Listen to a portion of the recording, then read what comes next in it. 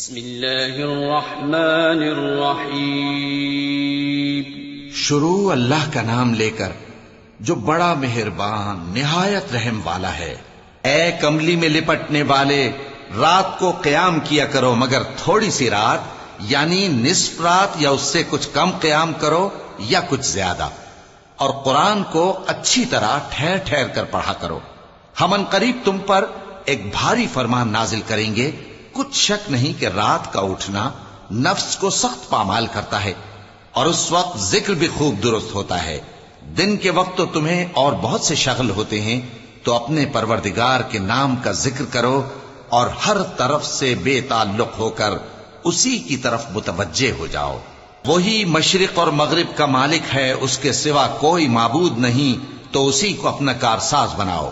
اور جو دل آزار باتیں یہ لوگ کہتے ہیں ان کو سہتے رہو، اور خوبصورتی سے ان سے کنارہ کش رہو، اور مجھے ان جھٹلانے والوں سے جو دولت مند ہیں سمجھ لینے دو، اور ان کو تھوڑی سی مہلت دے دو۔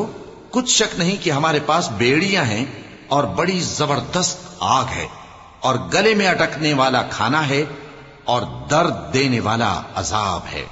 جس دن زمین اور پہاڑ کانپنے لگیں اور پہاڑ ایسے بھر بھرے ہو جائیں گے جیسے ریت کے ٹیلے، اے اہل مکہ، جس طرح ہم نے فرعون کے پاس موسیٰ کو پیغمبر بنا کر بھیجا تھا، اسی طرح تمہارے پاس بھی محمد صلی اللہ علیہ وآلہ وسلم ایک رسول بھیجے ہیں جو تمہارے مقابلے میں گواہ ہوں گے۔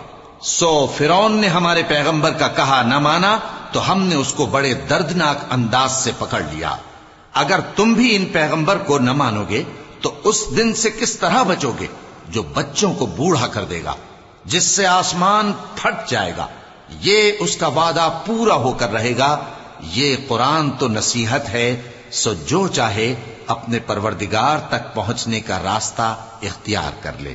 تمہارا پروردگار خوب جانتا ہے کہ تم اور تمہارے ساتھ کے لوگ کبھی 2/3 رات کے قریب اور کبھی آدھی رات اور کبھی تہائی رات قیام کیا کرتے ہو، اور اللہ رات اور دن کا اندازہ رکھتا ہے۔